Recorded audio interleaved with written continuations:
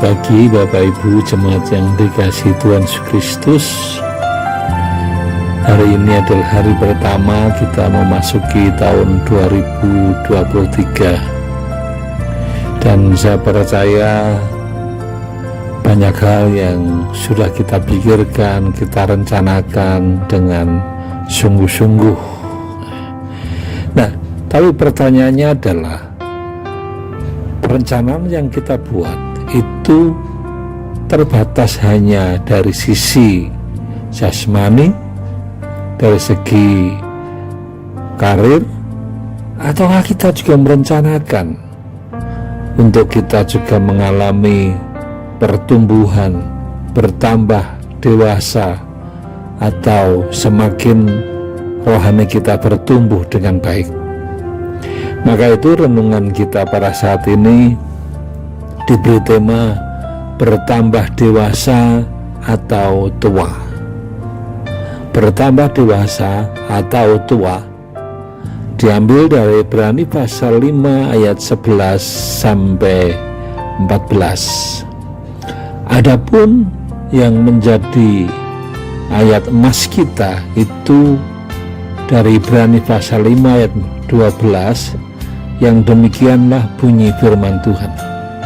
Sebab sekalipun kamu ditinjau dari sudut waktu, sudah seharusnya menjadi pengajar, kamu masih perlu lagi diajarkan asas-asas pokok dari penyataan Allah, dan kamu masih memerlukan susu.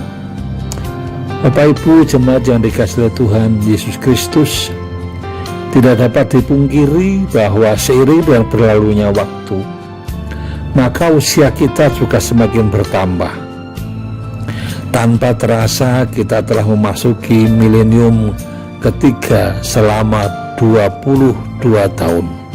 Dan sekarang kita berada pada tahun 2023. Proses berlalunya sang waktu tidak bisa kita hentikan.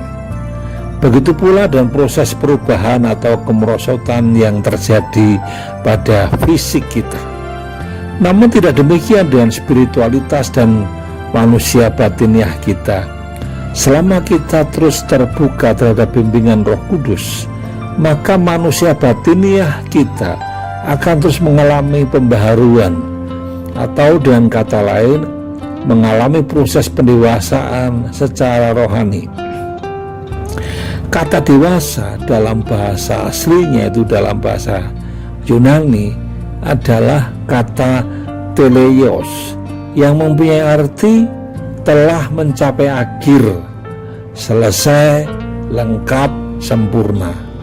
Mana ini menunjukkan bahwa menjadi dewasa berarti bukan semata-mata bertumbuh secara fisik, melainkan mencapai suatu akhir, idealis, tujuan atau standar kepribadian yang mantap.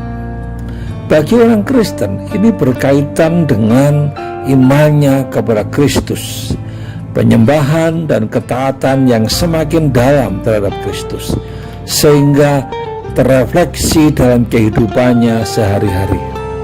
Mentalitas, cara berpikir, sikap, dan karakternya diperbaharui agar semakin serupa dan karakter Tuhan Yesus. Beberapa sifat kanak-kanak harus dapat kita tinggalkan. Contohnya, hidup yang hanya berfokuskan pada nilai-nilai manusia yang berdosa, kelambanan dalam mendengarkan dan mentaati kebenaran firman Tuhan, juga gaya hidup yang berpusat pada diri sendiri. Sedangkan kedewasaan yang harus kita raih adalah hidup yang berpusat pada Kristus, pembaharuan akal budi yang terus-menerus, dan pertumbuhan dalam kasih terhadap sesama. Pertanyaannya adalah, sudahkah kita, hidup kerohanian kita, berada dalam proses ini?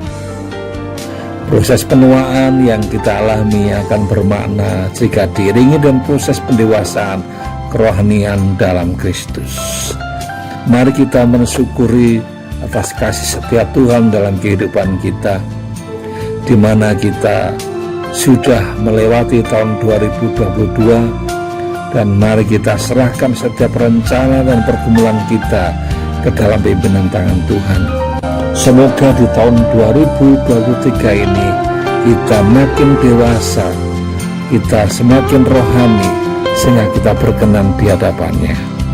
Mari kita songsong tahun ini dengan penuh harapan karena Tuhan menyertai kita.